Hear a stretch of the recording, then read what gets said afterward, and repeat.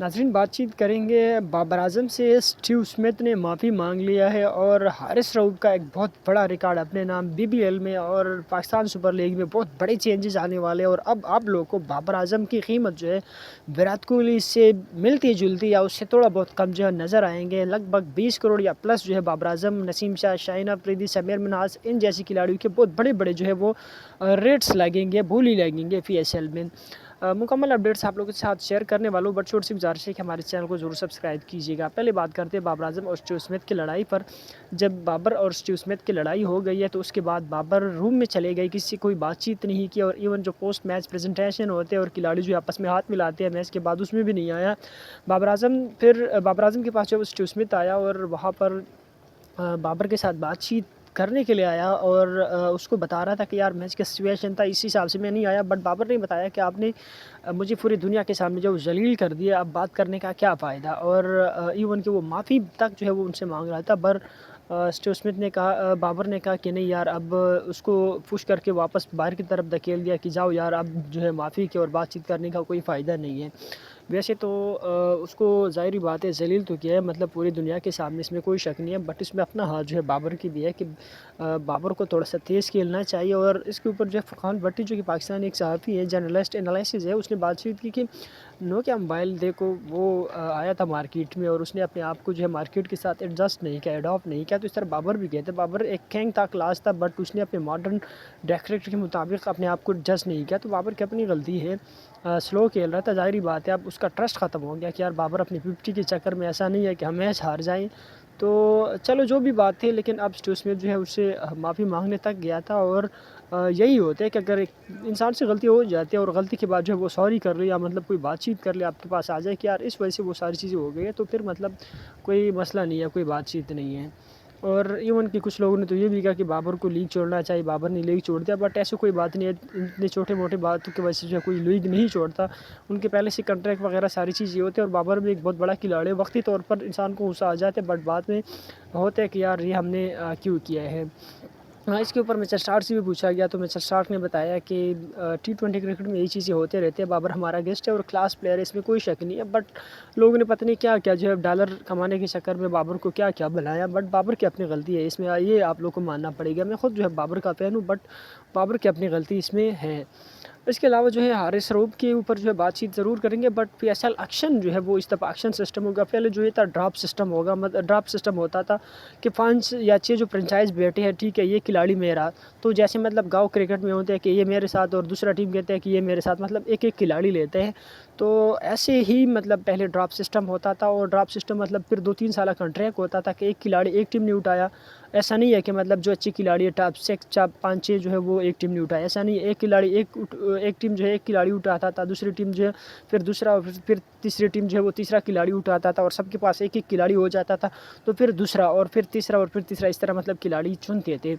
तो dropping system होता था पहले। अब जो मोहसिन नकवी है और PCB का चेयरमैन है, वो कहते हैं कि नहीं एक्शन सिस्टम होना चाहिए। और सारे जो टीम ओनर्स है वो भी कहते हैं कि एक्शन सिस्टम होना चाहिए, क्योंकि इसमें ये होता है कि जिसके पास ज़्यादा पैसे होते हैं तो वो खिलाड़ी फिर वो लेते हैं। और इवन कि किसी टीम को अगर एक खिलाड़ी पसंद आया तो फिर ज़्यादा बोली लगाते हैं, ज़्यादा जो है वो दाम लगाते हैं और वो खिलाड़ी को अपनी तरफ जो है वो खींच लेते हैं, क्योंकि पैसे जो है आजकल बोलती है, आप लोगों को पता होगा। तो मेरे ख़्याल में लाहौर कलंदर वालों के पास या तो पैसे कम है या उनकी सोच अच्छी है। वो कहते हैं कि यार ड्राफ्ट सिस्टम ठीक है। और इवन कि कल जो उनका एक ऑनर है वो भी कह रहा था कि पाकिस्तान सुपर लीग सबसे जो है अच्छा लीग है, क्योंकि इसमें ड्राफ्ट सिस्टम है। मेरे ख्याल में ड्राफ्ट सिस्टम से एक लीग जो है वो अच्छा नहीं होता। हाँ, अगर आप ये सोचते हो, क्योंकि उससे एक वो उन्होंने एक सेरेमनी अरेंज किया था, उसमें उनसे पूछते हैं कि आप ड्राफ्ट सिस्टम के ख़िलाफ़ क्यों हो। एक बंदा, एक फैन उनसे पूछते हैं तो वो कहते हैं कि आपकी फैमिली की अगर कोई दाम लगाए, बोली लगाए, तो आपको कैसा लगेगा।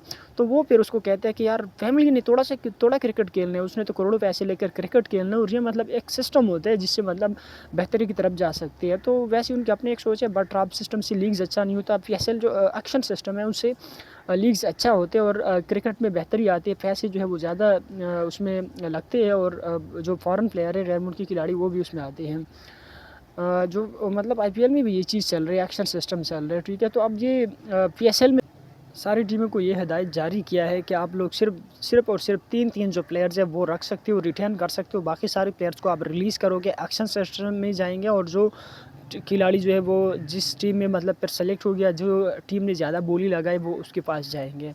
तो लाहौर कलंदर ने अपना जो रिटेन प्लेयर का लिस्ट है वो भी जारी किया, जिसमें फ़खर जमान है, शाहीन अफरीदी और सिकंदर रज़ा है। बाकी सारे प्लेयर्स को रिलीज़ किया। पेशावर के ज़ल्मी की तरफ से जो बाबर साइम अयूब और मेरे ख्याल में मोहम्मद हारिस या एक और प्लेयर जो है वो इसमें जो है वो सुनने में आ रहा है। वैसे उसके बारे में मुझे नहीं पता कि उन्होंने कौन कौन से प्लेयर जो है वो रिटेन किया, बट बाबर उसके अंदर टॉप है, वो रिटेन करेंगे ज़रूर। हारिस रऊफ़ के ऊपर बातचीत करेंगे। हारिस रऊफ़ ने जो है बीबीएल में सबसे ज़्यादा विकेट ली इस सीज़न में, मतलब 18 जो है वो विकेट ली। कल भी उसने अच्छी बॉलिंग किया था, कोई 23 रन लगभग दिए 4 ओवर में और 3 खिलाड़ी को आउट किया था और मैच 7 बॉलों के अंदर अंदर उसने जो है वो 3 खिलाड़ियों को आउट किया था और सही मतलब धूम मचाया था बीबीएल में। और वैसे बीबीएल में ऑस्ट्रेलिया में हारिस रऊफ़ बहुत अच्छी बॉलिंग करते हैं, क्योंकि फास्ट बॉलर और फास्ट विकेट है, वहाँ पे बाउंसिंग पिचेज है, तो वो हमेशा जो है अच्छी बॉलिंग करते हैं। हमेशा हारिस रऊफ़ ने अच्छी बॉलिंग किया है और बहुत कम उसको वहाँ पे रन्स पड़ते हैं। बट बदकिस्मत ये है कि इंडिया वर्सेस पाकिस्तान मैच में हारिस रऊफ़ को 2 छक्के लगे थे, उसके बाद जो है किसी प्लेयर ने इतने छक्के जो है वो वहाँ पे हारिस रऊफ़ ने नहीं खाए। मेरे ख्याल में एक छक्का भी हारिस रऊफ़ ने वहाँ पे नहीं खाया, क्योंकि बड़ी बाउंड्रीज़ है और वहाँ पे रन जो है थोड़े से कम बनते हैं। बट फास्ट बॉलर्स के लिए वो पे जिसके पास थोड़ा सा पेस ज़्यादा हो, 140-150 जो टच कर रहे हो, तो वो बॉलर वहाँ पे बहुत ज़्यादा सक्सेसफुल होते हैं। इसके अलावा पाकिस्तान की तरफ से सबसे फास्टेस्ट और इवन की बीबीएल की तरफ से भी सबसे फास्टेस्ट जो विकेट है 30 मैचेस में 51 विकेट है, वो भी हारिस रऊफ़ ने अपने नाम किया। और ये पिछले दिनों ये रिकॉर्ड जो है बहुत ज़्यादा वायरल चल रहा होता है और जो क्लिप्स वगैरह जो तो पोस्ट वगैरह थे फेसबुक इंस्टा वगैरह पे, तो बहुत ज़्यादा वायरल चल रही थी। और हारिस रऊफ़ एक अच्छे बॉलर ज़रूर है, बट एशियन कंडीशन में उसको बहुत ज़्यादा मार पड़ती है। मेरे ख्याल में एशियन कंडीशन में जो कि बॉल थोड़ा सा स्लो आ जाते हैं, स्पेशली बांग्लादेश, श्रीलंका, इंडिया में, क्योंकि लगने के बाद बॉल थोड़ा सा स्लो हो जाते हैं और बैटिंग और हिटिंग के लिए थोड़े से आसान हो जाते हैं। बाउंड्रीज भी छोटी होती हैं, तो सिर्फ एक फ्लिक ही मारना होते हैं, तो हारिस रऊफ़ को या फिर रन ज़्यादा पड़ते हैं। बट इंग्लैंड कंडीशन, ऑस्ट्रेलिया और सीना कंट्री में हारिस रऊफ़ बहुत ही अच्छी बॉलिंग करते हैं, इसकी तारीफ